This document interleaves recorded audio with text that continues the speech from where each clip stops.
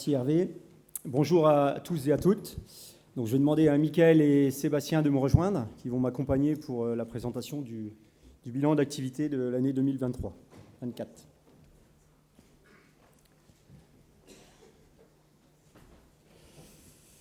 Donc, nous sommes ravis de vous présenter le bilan d'activité 2023-2024 de votre FDSEA. Année syndicale historique, tant en action de terrain que nous avons organisée qu'en acquis syndicaux, qui vous seront présentés cet après-midi. Le bilan d'activité est un temps fort de notre structure qui permet de se remémorer l'ensemble de nombreuses actions menées toute l'année. Moment indispensable pour valoriser le travail de toutes les équipes, de collaborateurs, mais d'élus qui travaillent au quotidien et qui surtout se rendent compte du chemin parcouru, chemin qui reste important encore à courir. J'en profite pour remercier tous les élus qui s'engagent pour la FDSEA en travaillant de nombreux dossiers. C'est ensemble que nous obtenons cette activité aussi dense au service des agriculteurs du département.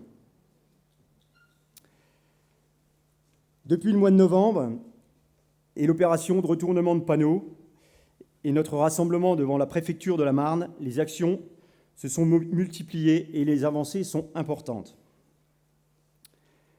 Je laisserai Hervé et Arnaud, dans la deuxième partie de table ronde, évoquer toute la partie nationale et les négociations avec les ministres. Avec Sébastien et Mickaël, nous allons nous concentrer sur les activités syndicales du département et les travaux de simplification que nous menons avec Monsieur le Préfet et ses services administratifs. Depuis le mois de février, 5 réunions de travail ont lieu en préfecture, mais aussi 3 sorties terrain avec Monsieur le Préfet. Donc l'objectif de tous ces rendez-vous, maintenir la pression suite aux actions syndicales et aussi obtenir des simplifications et des solutions pour les agriculteurs. Premier sujet abordé, l'entretien des cours d'eau. Opération difficile à mettre en place et à risque. Démarche qui doit se simplifier, mais aussi être sécurisée pour éviter aux donneurs d'ordre d'être en difficulté par rapport à l'OFB et de se voir infliger un procès verbal. Donc notre volonté affichée, organiser des nettoyages de cours d'eau en septembre de cette année. Ça paraît loin, mais ça paraît proche pour l'administration. Cette phase permettra de valider avec la DDT une méthodologie simplifiée, ce qui n'est pas le cas aujourd'hui, pour les futurs projets d'entretien et donc faciliter les démarches pour les agriculteurs et les présidents d'AF. Pour cela, nous avons fait notre première sortie terrain avec Monsieur le Préfet dans le Tardenois pour constater l'incidence du non-entretien des cours d'eau sur les parcelles agricoles, mais aussi sur les propriétés des riverains qui se dégradent. Une seconde visite dans le Vitria a permis de montrer les parcelles de terre et de pâture qui étaient impraticables en ce printemps très humide, mais aussi la situation des rivières, encombrées aussi par des îlots de grève, ce qui bloque le débit des rivières en période de crue. Nous demandons et nous voulons trouver des solutions pour désencombrer ces rivières. Dernière sortie avec Monsieur le Préfet, la réalisation d'un dossier PAC. Alors ça peut paraître simple, mais c'est important de le faire, avec le service fait des conseils. Et donc c'était la meilleure solution pour montrer finalement la difficulté que l'on connaît tous et le besoin de simplification que nous réclamons depuis plusieurs années. Second dossier que nous avons partagé en préfecture, le dossier irrigation avec les représentants de l'association des irrigants, Agréo 51. Donc le dossier irrigation dans le département est un dossier compliqué, puisqu'on a un contingent d'eau de 18,5 millions de mètres cubes, un contingent qui est un véritable frein pour le développement de notre agriculture dans la Marne. Donc, lors de ces réunions, nous avons convenu ensemble de la création d'un PTGE, donc qui est un projet de territoire pour la gestion de l'eau, donc qui devra être co-construit en prenant en compte les ressources du département, et Dieu sait qu'on en a, le lac du Der, les rivières, avec des millions de mètres cubes qui passent tout au long de l'année. Donc, prendre en compte les besoins et ensuite prendre en compte les ressources, et prendre en compte les besoins que sont pour l'agriculture, l'industrie, mais aussi les collectivités.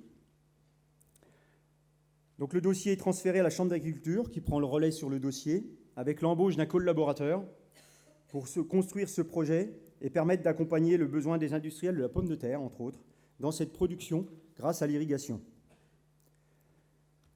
Autre dossier que nous avons abordé, la loi Egalim et son application, mais surtout son respect. Donc une des avancées de nos actions syndicales, globalement, il y aura un peu plus de 100 contrôles réalisés dans le département de la Marne, dans les GMS cette année, alors qu'on n'en avait que 60 l'année dernière. Donc pression nécessaire pour mettre en place la contractualisation, objectif créer de la valeur, qui revienne sur les exploitations dans les filières les plus fragiles. Mais aussi, bien sûr, le contrôle des origines. On n'oublie pas l'action qu'on a menée à Vitry-le-François, dans le Leclerc, avec les miels qui provenaient de tous les coins du monde. Donc mettre en avant, finalement, au travers de ces contrôles, la production française. D'autres dossiers nombreux ont été partagés. J'en reviens sur la mise en place, bien sûr, du remboursement de la TICPE, avec un règlement beaucoup plus rapide, mais aussi des nouveaux échanges sur le nouveau dispositif qui arrive à partir de juillet, qui permettra donc d'avoir la réduction des 3,86 centimes du litre de GNR sur la facture. Pour cela, vous devez télécharger votre attestation sur la plateforme en ligne. Donc les infos ont été diffusées hier dans l'Actu Marne. Autre point qu'on a évoqué aussi, la PAC, bien sûr, et ses évolutions nécessaires face aux intempéries, avec des cultures détruites et des parcelles non semées. Mais aussi l'évolution des règlements. À ce jour, on met une pression forte sur les règlements qui ne sont pas arrivés, entre autres les règlements MAEC et Bio, qui entraînent des tensions de trésorerie sur les exploitations. Donc s'il y en a parmi vous qui ne sont pas réglés aujourd'hui, n'hésitez pas à nous en faire part et on remontera auprès de l'administration les dossiers. D'autres sujets ont été évoqués, bien sûr, en préfecture, la situation des nuisibles et la future directive nitrate et ses difficultés de mise en place. Donc dans les rendez-vous, nous avons aussi rencontré la DDETSPP. Donc l'objectif, c'était de faire le point sur tous les dossiers ICPE, mais aussi avoir une méthode de travail en amont des dossiers ICPE, afin d'être plus efficace et d'améliorer l'instruction et accélérer l'instruction. Et nous avons aussi rencontré les services de la région. Donc là, l'objectif, c'était de travailler sur les délais d'instruction et les paiements des aides à l'installation, mais aussi les aides à l'investissement. Objectif, c'était de trouver des solutions aux dossiers délicats, chose faite avec une situation qui doit se rétablir courant de l'année, avec un meilleur suivi des dossiers. Maintenant, je vais passer la parole à Sébastien, qui va vous évoquer le dossier faune sauvage et environnement. Merci Laurent, bonjour à toutes et tous. Alors pour démarrer pour la faune sauvage, je vais vous parler de l'application nuisible qu'on avait mis en place l'année dernière. Alors cette application, à quoi sert-elle? Ça sert à recenser tous les dégâts qui sont occasionnés dans les cultures par les espèces qu'on appelle ésodes, espèces susceptibles d'occasionner des dégâts. Ça nous sert à recenser tous ces dégâts, c'est ce qui nous a permis il y a 2 ans de monter une lutte collective quand on est arrivé à estimer à plus de 500 000 € de dégâts de corps vidés. Quand l'enquête publique a été mise en place avec cette somme de dégâts, personne n'est venu sur l'enquête publique nous contredire. Imaginez si demain, les corbeaux, les corneilles étaient protégés. Qu'est-ce qui se passerait dans nos parcelles? Donc voilà, c'est ce qui nous permet, quand on est en commission de la faune sauvage, de pouvoir garder ces espèces en état nuisible et qu'on puisse les détruire. C'est ce qui a permis, comme le disait Laurent, la lutte collective corps vidés. Donc elle a été reconduite pour la 3e année. Un arrêté qui a été pris un peu plus rapidement du fait des rencontres avec monsieur le préfet, parce que c'est vrai qu'il faut 3 semaines d'enquête publique, donc après, on prend du retard sans arrêt, et on arrive à une période où le piégeage peut commencer et il est trop tard. Donc c'est des moments de bonheur. Et puis, conjointement avec cette lutte collective, on peut aussi demander une autorisation de destruction par tir. N'importe quel chasseur ou agriculteur peut faire une demande à la DDT ou sur le site de la Fédération des chasseurs, et vous pouvez, vous ou des gens que vous désignez, aller tirer les corbeaux près de vos parcelles, là où on peut facilement, derrière une luzerne ou des choses comme ça, on peut facilement les prélever. On parle de régulation, mais surtout de prélèvement pour détruire efficacement. Alors une autre bête noire, le sanglier. Suite aux accords nationaux signés au Salon Agriculture en 2023, L'État s'est engagé avec les fédérations des chasseurs à les soutenir financièrement, mais en échange, l'État souhaite une réduction de 30% des dégâts dans les cultures sur 3 ans. La référence était 2019, donc c'est une référence où les échanges FNC-FNSE avaient commencé. Alors pour nous, c'est une année exceptionnelle en dégâts, c'était très haut. Bon, pour la Marne, c'était 930 hectares détruits complètement. L'objectif pour la Marne, il est à 652 et on est arrivé à 790 hectares pour la saison précédente. Donc il y a déjà un effort de fait de la part des chasseurs. Il faut le continuer. Et c'est aussi suite à cet accord qu'on peut, cette année, car ça a commencé cette année, on peut continuer à chasser le sanglier à partir du 1er mars jusqu'au 1er juin. Ça permet de protéger les semis, surtout les semis de maïs.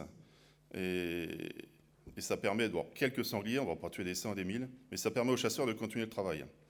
Pour le sanglier, ça en est prélevé 14 000 dans la Marne cette année. C'est bien, mais ce n'est pas assez. On vient d'avoir lieu au courant mai les 15 CTL auxquels j'ai assisté. Et avec la Fédération des chasseurs, on est d'accord qu'il faut en prélever beaucoup plus. Donc je ne vous dis pas des boîtes de 10, on en a mis à foison. Maintenant, aux chasseurs de faire le boulot. C'est inacceptable de voir des secteurs qui ne font pas le boulot, qu'on a des dégâts. L'agriculture, c'est notre revenu, ce n'est pas notre loisir. L'équilibre agro-sylvo-synergétique, c'est-à-dire entre l'agriculture, les forestiers et le monde de la chasse, il est à 10 000 sangliers. Donc vous voyez, 14 000, c'est de trop. On en a réattribué 19 000 pour l'an prochain, donc aux chasseurs de faire le boulot. Autre bête qui... Alors, dans la Marne, on n'est pas concerné par le loup. On en voit un de temps en temps, mais c'est des loups de passage. C'est souvent des loups qui fuient les meutes, donc il y a 3 meutes dans le Grand Est, une dans l'Aube à côté de Chaours, 2 dans les Vosges, une en limite d'Alsace et une en limite de la Haute-Marne. Et c'est souvent des loups qui viennent de ces meutes-là qui traversent notre territoire. Au niveau national, on a un relevé qui est fait par l'OFB. Alors une estimation, alors si c'est comme nos manifs, on peut facilement considérer que les chiffres peuvent être curseurs, peuvent être bougés. En 2020, étaient recensés 620 loups en France et en 2022, 1100. Donc ça vous laisse voir la prolifération de ces animaux. En 2004, le loup coûtait 1 800 000 euros. En 2014, il coûte 15 millions et en 2022, 37 millions. Un loup coûte grossièrement 54 000 euros par an à l'État. Alors s'il y a des gens qui veulent être généreux donateurs et participer, gardez-les chez vous. Faites-en élevage, c'est peut-être la diversification qu'il faudra faire. Et on recense à peu près 3 850 attaques. Et puis, bon, un animal qui est moins dangereux pour nous, la grue cendrée. La grue cendrée qui a causé beaucoup de dégâts sur la récolte 2023. On a eu un climat exceptionnel en février 2023 avec des semis d'orge qui avaient lieu de bonne heure, des migrations de grues qui ont été retardées. Et quand elles sont arrivées dans la Marne, la météo ne les a pas permis de repartir. Donc on est arrivé à 860 000 euros de dégâts, soit 590 hectares détruits complètement. Sachant qu'on a toujours une aide du Conseil régional sur ce dossier, ça a servi, habituellement on couvrait largement l'enveloppe dégâts. Cette année, grossièrement, on a couvert 25% des dégâts chez chaque agriculteur. Un petit point sur l'environnement. Donc l'environnement, essentiellement, un dossier voilà, sur les NNI. Alors même si la dérogation n'a pas été reconduite, pour la récolte 2025, on n'a plus de soucis dans nos successions de cultures. Par contre, pensez que pour les cultures intermédiaires d'été, vous êtes encore dans les curseurs des 3 ans. Et que les cipans à fleurs seront toujours dans le collimateur des cultures NNI. Le glyphosate est reconduit par la Commission européenne pour une durée de 10 ans. Bon, je ne sais pas si on peut parler de victoire syndicale, mais c'est comme une victoire dans laquelle on peut se dire que voilà, l'Europe a écouté la science, plutôt d'écouter nos écoulos bobos anti-tout qui veulent tout nous interdire. La recartographie des cours, donc c'est toujours en cours sur le Vitria. On reste vigilant sur le dossier. Et puis on est toujours en attente d'une rencontre au FBDT sur le terrain, puisque chacun a sa carte et personne ne veut céder l'un dans l'autre. Donc on vous dit blanc d'un côté, on vous dit noir de l'autre, et personne n'est d'accord. Et puis sur la directive nitrate, la 7e, on est toujours dans l'attente d'une signature par la région. Et on a une complexité par rapport au calendrier d'épandage. Alors, c'est jamais simple de dépendre nos effluents d'élevage. Mais le calendrier ne s'arrange pas et on a une classification différente aujourd'hui sur les digestors. Donc les méthaniseurs, on en a de plus en plus, il y a de plus en plus de volume à répandre. Et il serait bien que notre administration revienne un peu d'agronomie et de voir nos problèmes différemment. Merci Sébastien. Donc,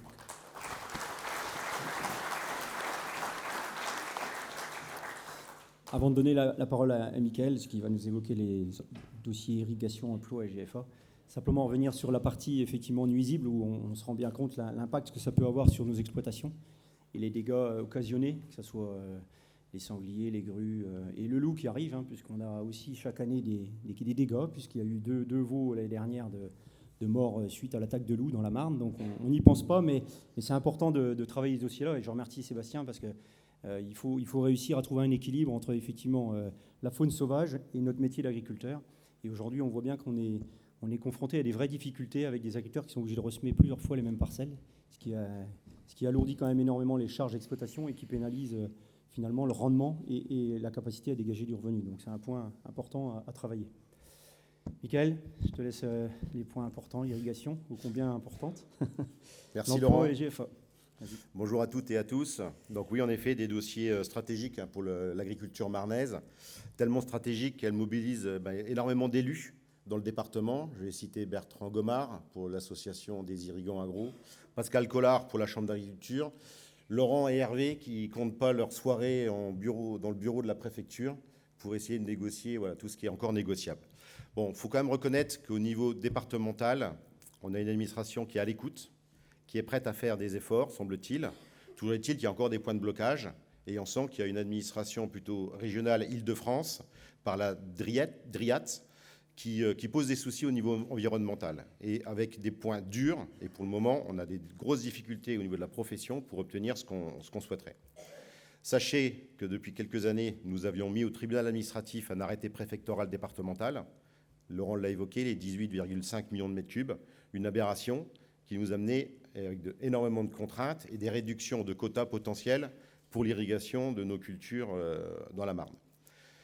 Sachez que nous étions convoqués au tribunal administratif pour le rendu de ce dossier le 8 juin. Il y a eu un report, on n'a pas spécialement les explications.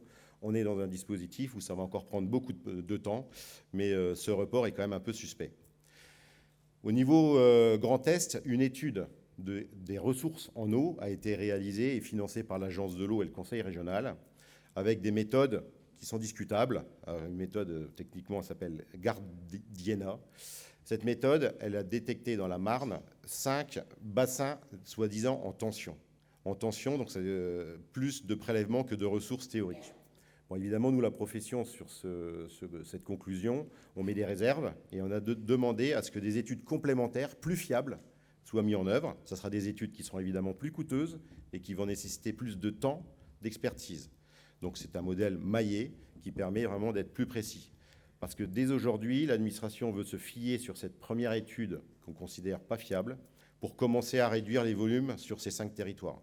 Sachez qu'une année 2024 qui a été largement arrosée avec des réserves hydriques et des ressources en nappe complète, l'administration se propose d'envoyer des quotas aux exploitants concernés de déjà moins 5%. Donc nous, on trouve ça insupportable. Une année surtout spécifique, telle que 2024, avec des recharges complètes. Il est important aussi qu'on le fasse savoir à l'administration, et je sais que la DDT est dans la salle et qu'elle l'entende. Sachez que la profession est prête à faire des efforts et de travailler, Laurent l'a évoqué, de pouvoir mettre en place une organisation unique de gestion collective. La Chambre se porte candidate pour porter ce dossier et pour pouvoir partager harmonieusement l'eau entre les différents utilisateurs.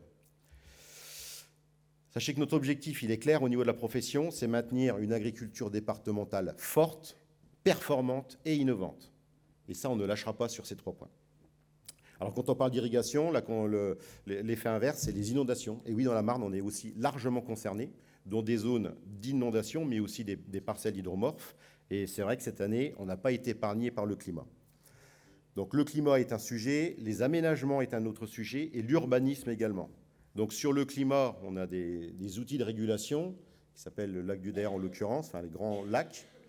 Nous, on réclame depuis de nombreuses années une révision de l'arrêté de règlement d'eau, parce que depuis 1974, où il a été conçu, les choses ont évolué, le climat a évolué, et l'urbanisme aussi.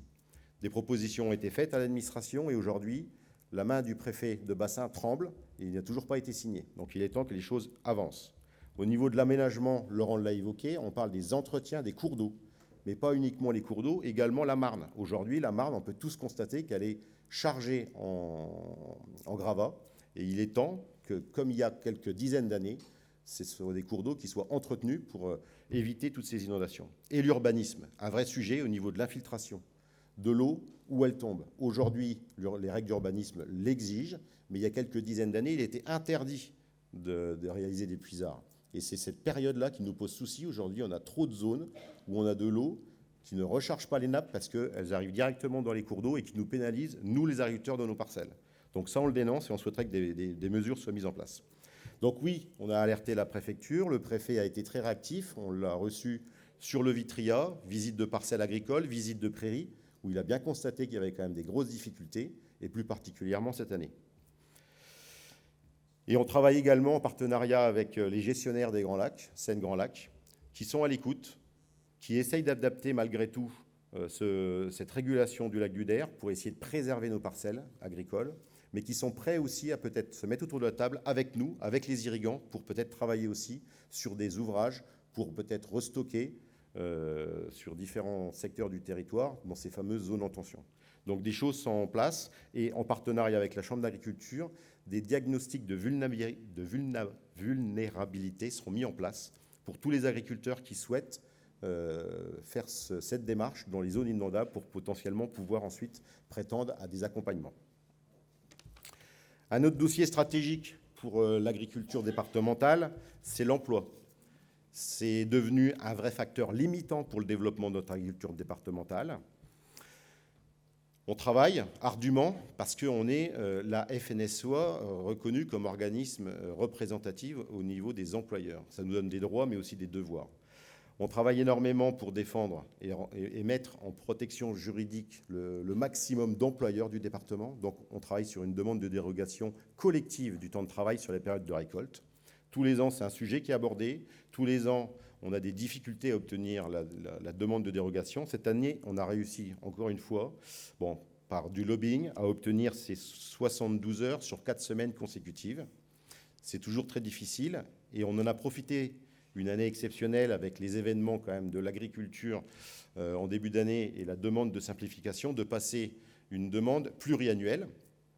Je me suis permis d'aller rencontrer la ministre du Travail qui, il y a encore quelques années, était députée, et M. de Courson, vous en souvenez, vous signez tous les ans un courrier d'accompagnement de nos demandes de dérogation collective. Bon, lui rappeler au bon souvenir, elle a bien entendu, mais je pense que quand on est ministre, c'est un peu plus compliqué parce que je pense qu'il y a des hauts fonctionnaires dans les cabinets qui freinent et qui freinent. Donc, la demande de dérogation pluriannuelle n'a pas été obtenue pour cette année, mais on ne lâchera pas. Sachez qu'on ne lâchera pas. Les choses, évidemment, ont évolué depuis quelques jours. Il y a la loi d'orientation agricole qui a été travaillée à l'Assemblée nationale, qui est passée au Sénat. Donc, on a notre sénatrice Anne-Sophie Romani qui a posé un amendement pour pouvoir faire en sorte que cette notion de demande pluriannuelle soit inscrite dans la loi. Aujourd'hui, tout est en stand-by, vous savez pourquoi. L'emploi au niveau départemental et en tant qu'employeur, c'est aussi travailler sur l'innovation sociale. Et en tant qu'employeur, représentant des employeurs, on a mis en place un Agritour Santé. On vous invite vraiment à rentrer dans cette dynamique. C'est vraiment positionner l'employeur en responsabilité vis-à-vis de la santé de son salarié, que ce soit dans la vie privée mais aussi professionnelle. Et c'est des dispositifs très innovants au niveau social et les organisations salariales apprécient énormément ce dispositif, ce qui nous permet ensuite de rentrer dans des conditions de négociation locales plus faciles. Promotion des métiers, évidemment, c'est un enjeu stratégique. Il faut faire savoir que l'agriculture recrute. Il y a une notion d'attractivité, évidemment. L'attractivité, collectivement, nous, à l'AFD-SEA, on porte ce dossier avec la NEFA, on mène énormément d'actions pour faire la promotion. Parfois, on est un peu démunis en termes de personnes qui sont mobilisées sur des actions, sur des salons. Donc, si vous êtes volontaire, venez nous rejoindre pour expliquer à tout ce public que l'agriculture recrute. Mais l'attractivité, c'est aussi un gros travail individuel sur nos entreprises. Et c'est la notion de marque employeur. Donc cette notion de marque employeur, elle est importante. Sachez qu'il y a des entreprises dans le département qui n'ont pas de soucis de recrutement. Et il y en a qui ont des soucis. Donc il y a certainement des questions à se poser. Et on est capable de vous accompagner sur cette démarche-là. Reprenez contact avec le service main-d'œuvre pour vous aider. La fidélisation, c'est un sujet très important. Le premier salarié qu'on n'a pas besoin de recruter, c'est celui qui ne part pas. Et donc c'est une notion de management. Et le management, ce n'est pas une science naturelle. Et on ne manage pas en 2024 comme on pouvait manager en 2020 ou en 1980. Et ce n'est pas si loin que ça, 1980. Donc n'hésitez pas, rapprochez de nous. On peut vous aider, vous accompagner peut-être sur ces notions-là qui sont très, très importantes en tant que chef d'entreprise. Et on ne peut pas parler de l'emploi sans parler de l'AMSA, tout ce qu'on a obtenu, le maintien d'un TESA simplifié, gratuit, qui permet encore de pouvoir activer l'exonération TODE. Donc merci à la MSA de l'avoir mis ce dispositif. On est sur des versions qui sont en train d'évoluer, de s'améliorer. En effet, il y en a quelques remontées de bugs, mais ces bugs vont être rapidement résolus. C'est ce que la Caisse centrale nous a promis. Et ensuite, par rapport à la MSA, c'est aussi un travail de prévention. Et la MSA va mettre en place des appels à projets pour accompagner les employeurs, mais aussi les exploitants agricoles qui n'ont pas forcément de salariés, pour les aider à investir et améliorer les conditions de travail pour la prévention de la santé. Rapprochez-vous de la MSA, une grosse communication va être lancée dans les jours à venir pour rentrer dans ces dispositifs. Je vais essayer de ne pas être trop long, parce que je vois le chronomètre qui défile. Un autre dossier important, le foncier. Et donc au niveau départemental, on a mis en place depuis quelques décennies, donc c'est une start-up qui perdure dans le temps, j'ai envie de dire, les GFAM. C'est un outil d'accompagnement très performant pour l'agriculture du département. Ça permet de générer plus d'installations pour les jeunes agriculteurs, mais aussi pour les fameux NIMA, les non issus du milieu agricole. Il faut qu'on soit ouvert à ça, et les GFAM peuvent aussi aider à ce type d'installation. Ça peut permettre aussi la consolidation d'exploitations existantes par le financement de foncier, et aussi parfois aider les agriculteurs en difficulté qui ont besoin de se libérer du foncier pour retrouver de la trésorerie. Donc vous avez les chiffres qui sont sous vos yeux. 2023, une grosse activité, des chiffres qui sont conséquents, et un début 2024 très prometteur, avec encore des actions en cours, 4 projets d'acquisition pour 164 hectares sur le secteur de Châlons et Vitry. Et il me semble que j'ai fini pour ma part. Merci, Michael.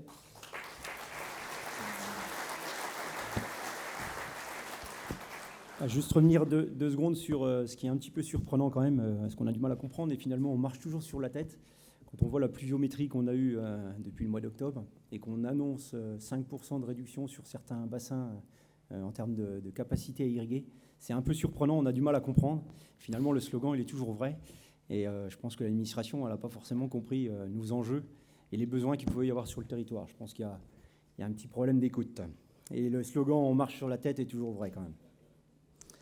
Ouais, je vais continuer sur une belle action de solidarité qui est menée sur l'arrondissement de Reims depuis plusieurs années, avec la remise en culture des parcelles sur la zone d'activité des Souhaites, avec différents partenaires, et surtout un groupe d'agriculteurs de la FDSEA et des JA, donc, qui remettent en culture les parcelles, et les bénéfices, c'est au profit des associations. Donc c'est une belle initiative, et je le relève encore plus, puisque cette initiative a été aussi récompensée aux Étoiles de l'Agriculture en février par le prix de la solidarité. Donc on va vous passer une petite vidéo pour illustrer et féliciter surtout Éloi et toute son équipe autour de Reims qui mettent ça en place depuis plusieurs années. Alors, Laurent Champenois, vous êtes secrétaire général de la FDSEA. Vous venez de remettre l'étoile de la solidarité à Éloi Taillefumier, qui est agriculteur à Lavanne. Une réaction sur cette remise de distinction Je suis satisfait d'avoir remis le prix parce que je trouve que cette initiative a permis de transformer finalement une parcelle qui n'était plus exploitée dans un collectif, puisqu'il y a un collectif d'agriculteurs, un collectif de partenaires coopératives qui sont aussi dans l'action. Derrière, on produit une matière, on la commercialise et on fait un don à des associations. Donc ça correspond finalement aux valeurs du syndicalisme. On est dans cet état d'esprit-là, c'est un peu notre ADN depuis plus de 80 ans, avoir de la solidarité dans le monde agricole. agricole, c'est ce qui a construit aussi nos villages, c'est ce qui a construit nos exploitations. Ça permet de pallier aux difficultés qu'on peut rencontrer. Donc je trouve que c'est une très belle initiative qui est récompensée ce soir et on est très contents. Parfait, merci. Alors, Éloi Taillefumier, vous êtes agriculteur à Lavanne et vous venez de recevoir l'étoile de la solidarité. Vous étiez venu ici en tant que nominé, vous repartez comme lauréat. Vous vous y attendiez ? Pas du tout, hein. J'avoue que je vous dis, on est assez discret. C'est pas trop dans notre mentalité de se mettre en avant. Surtout là, une étoile de la solidarité. Donc, on est très satisfait et très heureux d'avoir gagné cette étoile. Alors, c'est votre victoire, c'est la victoire d'une entreprise, c'est la victoire d'une équipe aussi ? Voilà, tout à fait, hein. Je ne suis pas tout seul. Il fallait quelqu'un pour un nom, mais comme vous voyez tout à l'heure, il y avait mon équipe derrière moi. Ce sont eux qui font avec moi le travail.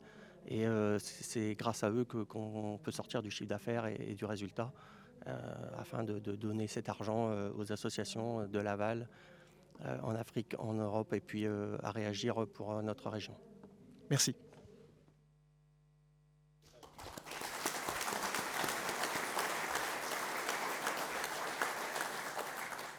Donc cette remise du trophée est née du collectif Agriculture au cœur de nos territoires.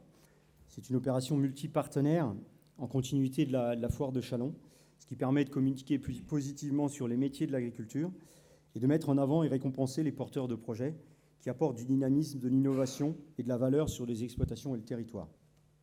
J'invite Patrick, qui est l'heureux bénéficiaire de l'action, qui souhaitait prendre la parole. Président de l'ACSIR. Bonjour à tous. Alors effectivement, la somme que recueillent les agriculteurs des Sowettes est répartie entre plusieurs associations, dont la cellule Réagir de la DASEA, la Banque alimentaire et l'ACSIR. Bon, alors il se trouve que je suis président de l'ACSIR, et cet argent qui est remis à notre association, qu'en faisons-nous ? Eh bien, nous finançons des projets de développement agricole et rural dans certains pays d'Afrique, qui sont le Sénégal, le Bénin, le Togo, le Rwanda, le Burkina Faso et nouvellement Madagascar.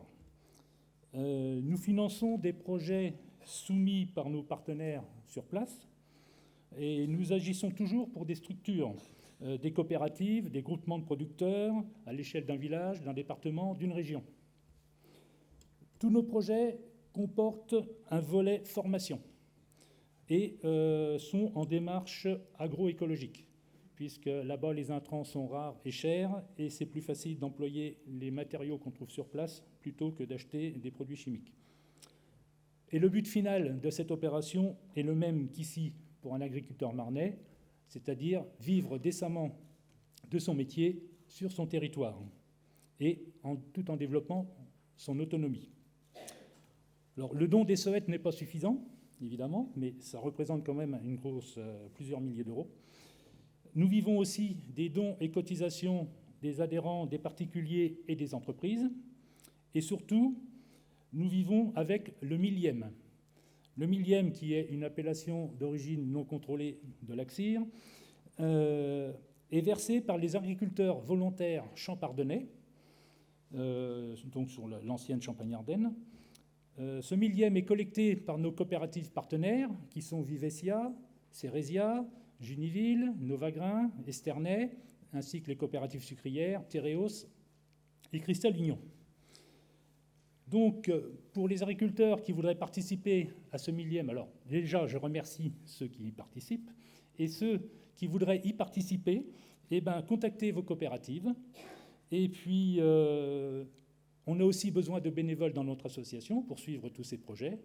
Donc, rejoignez-nous, nous avons besoin de vous.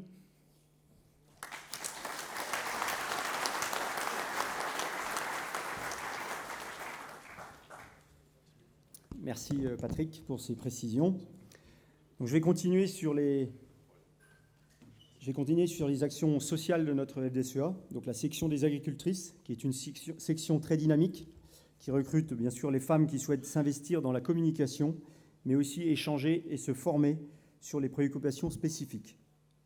Nous avons aussi la section des anciens, qui est très active, avec l'organisation de sorties, d'animations, et toujours une belle conférence lors de la foire de Châlons. Et je n'oublie pas la section des propriétaires et des fermiers, qui travaillent pour trouver des consensus, pour favoriser la mise à bail et donc avoir des agriculteurs heureux et des propriétaires satisfaits de la mise en location de leur patrimoine, équilibre ô combien important. On va continuer, je laisse la parole à Sébastien. Il va nous évoquer le dossier ferme ouverte, dynamique projet et carte moisson.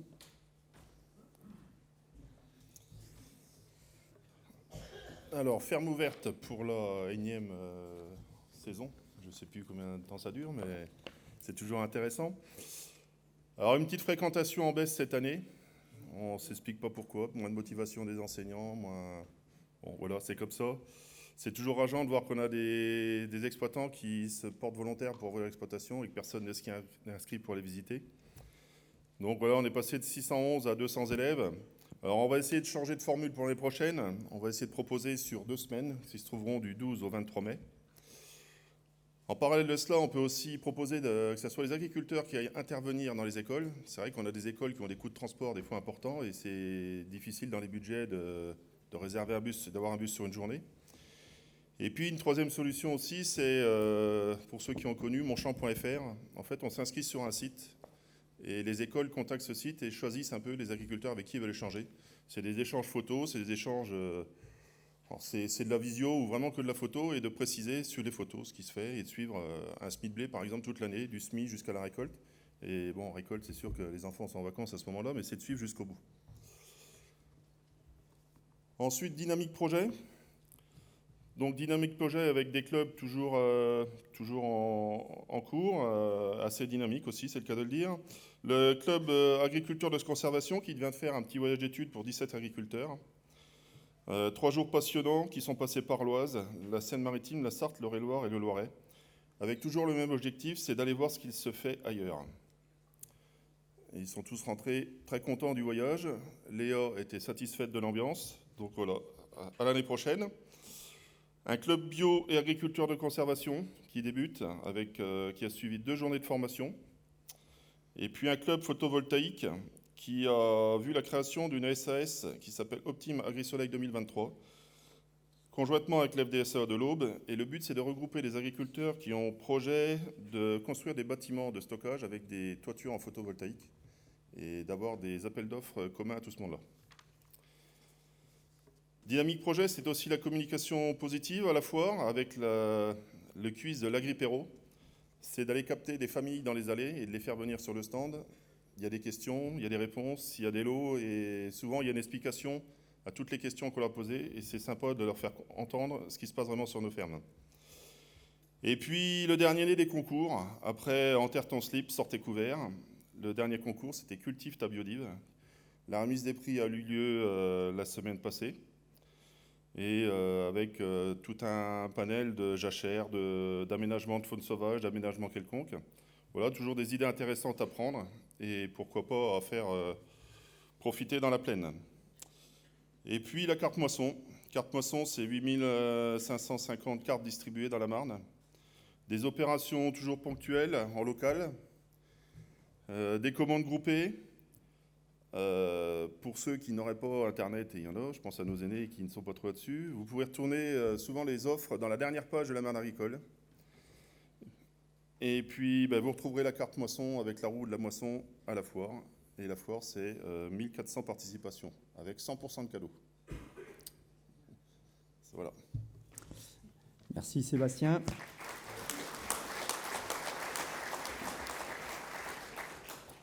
Donc, comme vous le voyez, beaucoup d'activités et parfois beaucoup de difficultés pour vous faire passer les messages importants et urgents. Nous réfléchissons donc à la possibilité de compléter nos outils de communication, ActuMarne et la Marne agricole, par une application identifiée FDSEA que vous pourriez télécharger sur votre smartphone. Donc l'objectif, il est très, très simple, c'est d'être très efficace et rapide pour vous envoyer les informations importantes et que vous ayez finalement toutes les connaissances de l'évolution des dossiers dans un délai très très court. Donc ça, c'est une réflexion qui est menée depuis 1 an, depuis notre séminaire de lancement de mandature. Et donc, c'est en train de se concrétiser courant de l'année 2024. On devrait finaliser ce dossier-là. Je laisse la parole à Michael. Très rapidement sur... C'était quoi la slide suivante? Voilà. Donc, tous les sujets qu'on a pu aborder, c'est tout au long de l'année, c'est 52 semaines par an. Et nous, notre leitmotiv, notre ADN, c'est la proximité, la réactivité. Et donc, on l'obtient avec voilà, numéro de téléphone, des adresses mail, l'Actu Marne, qui est un outil indispensable si vous voulez rester et suivre le fil de l'actualité, tous les bons conseils. Et puis, évidemment, un site FDSEA 51 qui a été revu, pour ceux qui n'ont encore pas eu l'occasion d'y aller. On vous incite à vous y rendre. Et toute cette proximité, réactivité, c'est aussi grâce à tous les collaborateurs qui sont là à votre service tout au long de l'année. Et c'est là que je repasse la main à Laurent. Merci, Michael. Donc notre présentation se termine avec l'impression d'en avoir dit beaucoup, mais l'impression aussi d'en avoir oublié. Donc c'est pour cela que nous vous invitons à prendre le bilan d'activité papier qui est plus complet, qui sera distribué à la fin de l'Assemblée générale. Et vous retrouverez aussi le rapport d'activité dans la Marne agricole du 28 juin. Et il est possible aussi de le consulter en version numérique sur notre site internet. Pour conclure, nous venons de vivre une période historique, il faut se le dire, historique en action syndicale, du jamais vu on a quelques aînés syndicalistes, je pense qu'on n'a jamais vu des actions syndicales aussi longues dans la durée. Donc il n'y a pas de comparaison. Et nous continuons à vous accompagner et vous soutenir dans un contexte économique très fragile. Nous restons mobilisés pour transformer les actions syndicales en résultats importants pour nos exploitations, afin d'améliorer notre compétitivité. Et j'en profite, donc vous avez les collaborateurs qui sont affichés, j'en profite bien sûr pour remercier l'ensemble des collaborateurs qui forment notre belle équipe syndicale.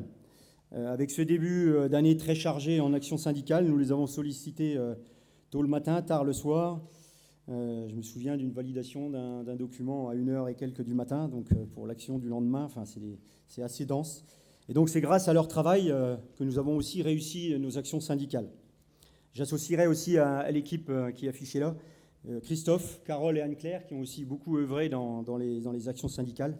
Et je pense on a travaillé tout un samedi avec Christophe à préparer l'action du mardi. Donc voilà, je pense qu'on peut aussi les applaudir. Et je pense que vous pouvez aussi vous applaudir pour avoir participé à toutes les actions syndicales.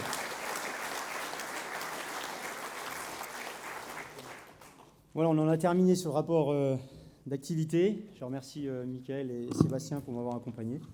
Et puis Hervé, je te laisse la parole. Bon, merci Laurent, merci à toutes tes équipes, parce qu'effectivement, vous n'en avez eu que 3 là, mais je pense que c'est tous les membres du conseil d'administration et de nos collaborateurs qui nous accompagnent. Donc merci à vous pour ce rendu. Vous le trouvez dans le rapport d'activité que vous avez pris à l'entrée, qui sera un bilan important de tout ce qu'on a mené cette année. Et moi, je voudrais associer aussi aux remerciements, parce que, avant de vous donner le résultat des renouvellements des administrateurs, c'est aussi toute la partie historique, parce qu'on vous a présenté les comptes, un rapport d'activité. Et je voulais aussi remercier nos anciens présidents qui sont dans la salle, qui sont encore nombreux, Joseph, Gérard, Jean, que je vois là-bas, Benoît, que j'ai aperçu, il est là. Donc tout ça, c'est la continuité, en fait, j'espère que c'est la continuité en fait, d'un groupe FDSEA qui a mis ses fondations de manière très très forte pour accompagner les agriculteurs, et c'est le fruit de l'histoire de plus de 70 ans de syndicalisme dans notre département, et de toujours essayer d'anticiper les sujets et d'accompagner nos agriculteurs le mieux possible. Et je pense que c'est ça qu'on essaye d'incarner, parce qu'on est là que de passage, et on essayera de transmettre aussi bien que vous avez pu le faire à des générations d'après. Donc merci aussi à toutes et tous d'être présents avec nous cet après-midi.